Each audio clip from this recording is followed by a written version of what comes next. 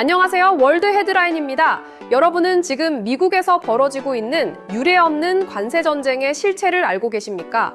도널드 트럼프 미국 대통령이 연방대법원의 판결에 정면으로 반기를 들며 전 세계를 향해 강력한 경고 메시지를 던졌습니다.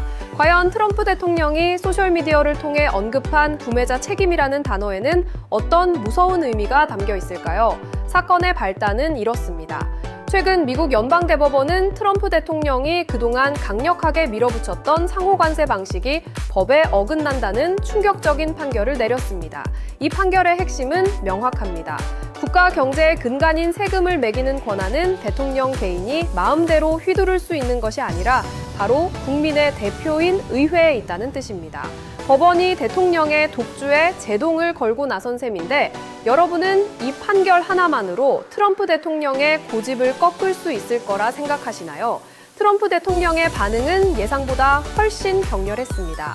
그는 즉각 소셜미디어를 통해 이번 판결을 터무니없고 멍청한 결정이라 비난하며 판결을 이용해 꼼수를 부리려는 국가들에게 직격탄을 날렸습니다. 만약 대법원 판결을 핑계로 미국과 맺었던 기존의 무역 합의나 대미 투자 약속을 어기려는 국가가 있다면 어떻게 될까요?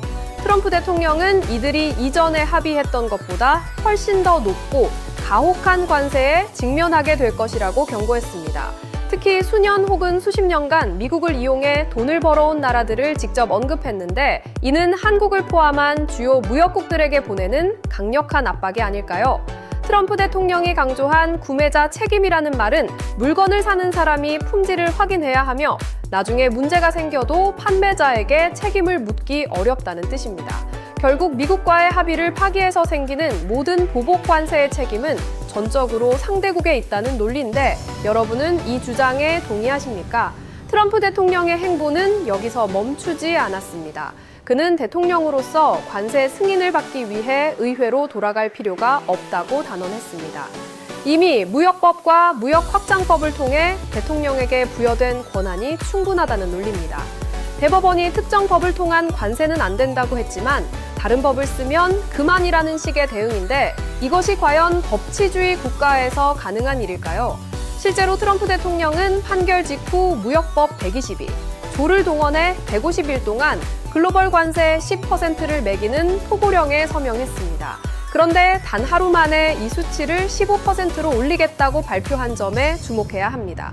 또한 무역법 301조와 무역확장법 230이 조까지 꺼내들며 불공정 무역 관행이나 안보 위협을 명분으로 특정 국가와 품목을 정밀 타격하겠다는 의지를 보이고 있습니다.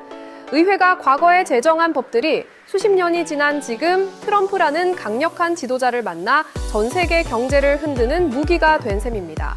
트럼프 대통령은 오히려 대법원의 판결이 자신이 가진 다른 관세 권한들을 재확인해 준 것이라며 역발상적인 주장을 펼치고 있습니다. 전 세계 경제 전문가들은 이제 각국 정부가 선택의 기로에 섰다고 분석합니다. 대법원 판결을 근거로 미국과의 합의를 수정하려 들 것인가 아니면 트럼프의 보복 관세가 두려워 약속했던 대규모 투자를 그대로 이행할 것인가의 문제입니다. 여러분이 만약 해당 국가의 정책 결정자라면 어떤 선택을 하시겠습니까? 미국 우선주의를 앞세운 트럼프의 이 같은 압박이 글로벌 공급망과 한국 경제에는 어떤 파장을 불러올까요? 그리고 우리 기업들은 이 험난한 관세 장벽을 어떻게 넘어야 할까요? 오늘 전해드린 소식에 대해 여러분의 생각은 어떠신지 자유롭게 댓글 남겨주세요. 월드 헤드라인은 앞으로도 급변하는 세계 정세를 가장 빠르게 전달해 드리겠습니다. 구독과 좋아요는 영상 제작에 큰 힘이 됩니다. 시청해주셔서 감사합니다.